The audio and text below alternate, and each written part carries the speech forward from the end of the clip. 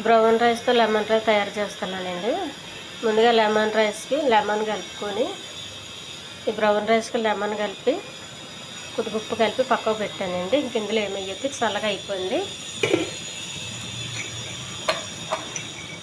తాలింపు కోసం పల్లీలండి,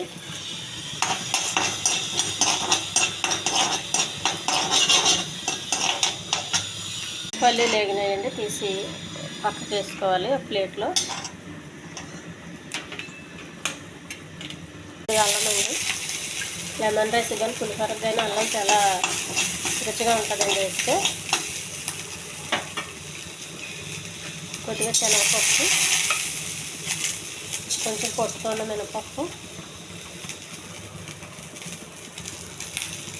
కరివేపాకు, పచ్చిమిర్చి అండి, అది పండిన పచ్చిమిర్చి. ఇవి బాగా వేగాలండి. వేగకపోతే రైస్తో తినేటప్పుడు మెత్తగా ఉండి బాగోవు.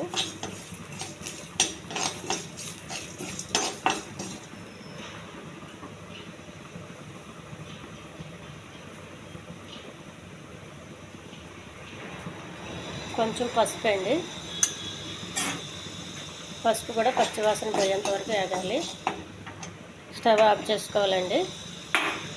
పల్లీలు ఇందులోనే వేసేయాలి.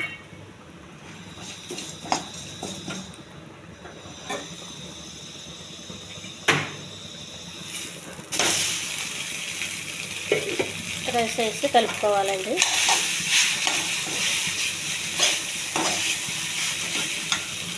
బ్రౌన్ రైస్తో లెమన్ రైస్ రెడీ అయిందండి. ఈ ఛానల్ నచ్చితే సబ్స్క్రైబ్ చేయండి, షేర్ చేయండి, లైక్ చేయండి. ఇది చాలా హెల్దీ అండి, ఇది